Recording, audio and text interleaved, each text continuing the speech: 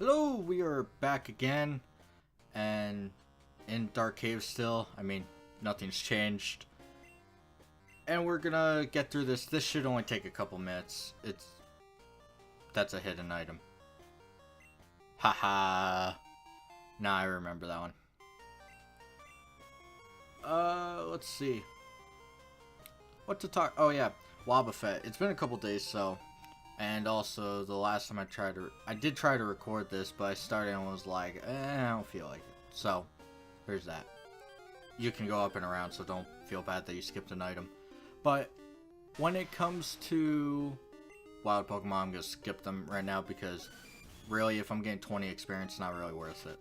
Even Skarmory, who's behind, doesn't really need it. That's like, what, we're going to get maybe 200 experience, which is nothing to laugh at. But I'm gonna laugh at it anyway. So there you go.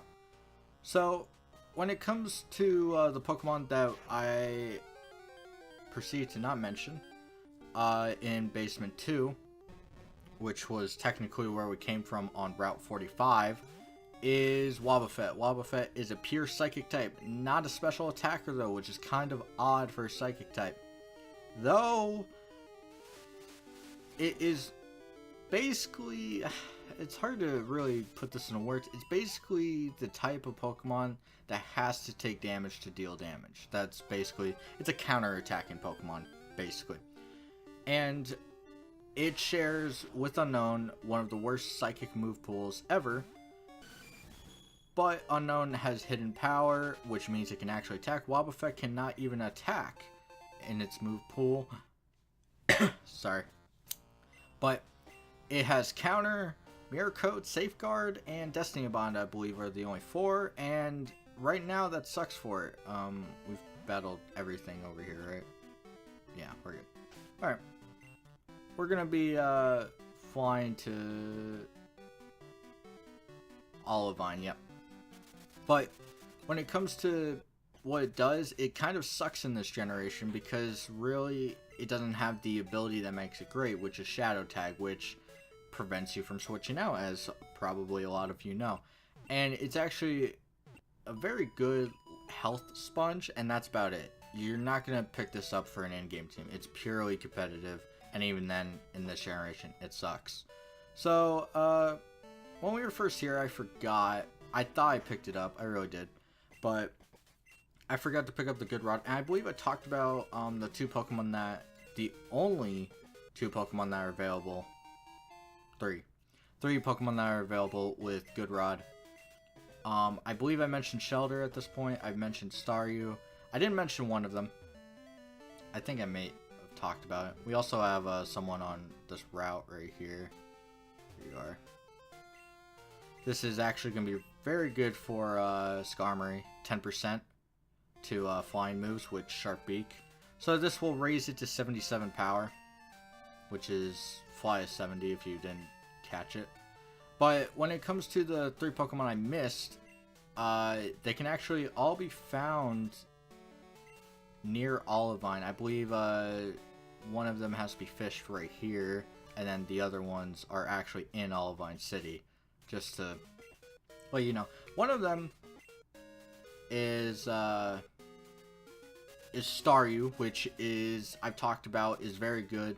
I don't know what I did there. But Starmie is very good.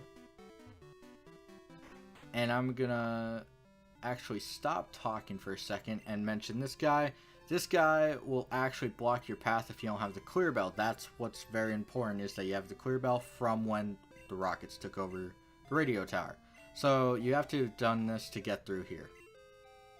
And he'll be like, go on. And then we're like, cool, we're gonna go do some magical shit, aren't we?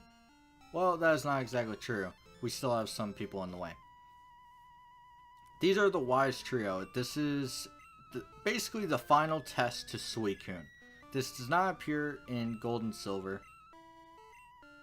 And this is the final test. And so I kind of wanted to bring up the Good Rod so I had something to talk about while I'm fighting these. They all have Noctowl, and then they all have the original trio of evolutions. So this one, I believe, will have Flareon, from what I remember. And then the next one will have Jolteon, and the other one will have Vaporeon. Wow, speed tie. These are kind of high-level Pokemon, so it can get dangerous, but Skarmory can resist any Noctowl move at this point, so it's good. But back to the Good Rod. Starmie is incredible, Water Psychic type, learns a lot of TMs. Nothing's changed since Red and Blue. It's still a monster. It gets access to Rapid Spin, which makes it useful in competitive play, but otherwise Rapid Spin's not used here. That was a great stutter. Used. That I'm actually amazed I managed to stutter like that. We're gonna switch into Kingdra after this. But when it comes to wow, we still have 3 HM slips. But when it comes to the other 2 Pokemon, Shelter is available, and that is a Water Ice type once it evolves into Cloyster, which they both need the Water Stone, Staryu and Shelter. That's hilarious. But ultimately, Cloyster has lost a lot of what makes it valuable, with the special defense becoming a stat. Overall, it's still very good, but not as good as it was, where it was just a generalized tank for both sides because special was 1 stat. Unbelievable. Legend has it that they can't be seen while they sleep. So we are, in fact, the main character. Thank you. I like the word ascertain. It's just a cool word. But overall, I'm pretty sure I've talked about catching Shelter before and Staryu, so I'm pretty sure maybe I thought you had the Good Rod or whatever. But that's besides the point. There's one Pokemon I'm pretty sure I didn't talk about, or I mentioned it and then just went on a little thing. But the other Pokemon, brand new I think, is Chinchou. Chinchou is a Water Electric. I think I actually talked about this. But Water Electric, and it's an interesting type. And later it does eventually get immunity to electric or water type moves with Volt Absorb. I said Vault. Ugh. And Water Absorb, which are incredible moves. We're going to do this, and we're going to go Gengar. But when it comes to picking up a water type, if you don't have a planned electric type, I guess it's alright. But otherwise, it's not the greatest. Thundershock. That's actually hard to see on Gengar's back sprite. Ice Punch, let's see. It'll probably live. But otherwise, those are the only Pokemon I've missed with the Good Rod, so yeah, I was just making sure I caught everything. I know I've probably missed a couple Pokemon, but I do most of this from memory, so there was only like one I had to check, and that was like Route 42? Maybe. No, it wasn't 42. What was it? I don't know. But he's talking about the silver-colored Pokemon in Brass Tower. A lightning bolt struck the towers. It was engulfed in flames. A sudden downpour finally put out the blaze, and that is how the burnt tower came to be. What also happened is that the 3 legendary dogs were stuck in the tower. Thus, once the rubble and flames hit them, they all died. And then they were revived from Ho, which is the revival Pokemon, or just that type of thing. And the story sounds cool and has a decent backstory for the legendary dogs. But how does Entei and Suicune die in a fire? Really? I mean, one of them is one of the strongest water types to ever hit the game. And one of them is a fire type, which, yeah, it only resists fire and can't really.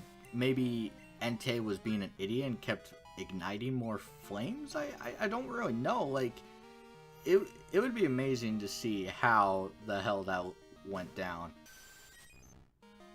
And by the way, I was right about the 3 evolutions. So, we are faster. If we do get hit by a water gun, it's probably going to hurt. I want to see how much damage this actually does. Skarmory's special defense is garbage in comparison to defense. But we're doing some good damage. And then we get Swift afterwards. Unless we get a crit, that's always nice. But this does lead to Suicune, and I'm actually gonna go heal off screen, and then switch around my party members, get rid of Pinsir, probably pick up Meltank, I think. Meltank would probably be the better teammate just in case. And then we will catch Suicune, and then go on to the Whirl Islands. Or at least that's the plan. Too strong, why? Because Skarmory good. You are the trainer I awaited by the legendary Pokemon. We, the Wise Trio, have been given the responsibility of protecting the legendary Pokemon. We are allowing pass only to those people who possess the power of Soul of Truth. Please do go in and enter the Tin Tower ahead. Suicune will put you to the test. Another test. Cool. Well, if you actually come out here, it's a long trail. It is nighttime for me. So, yeah. But I'm going to go back and heal. And I just want to make a slight mention. This path right here to Tin Tower is probably my favorite spot in Heart Gold and Soul Silver. Just to leave it on the note, if you haven't seen it, you should really go look at it. It is beautiful for a DS game. It's beautiful for Pokemon. It's a beautiful area. Just want to let you know. And next time we'll be catching Suicune and going to the Whirl Islands. So till then.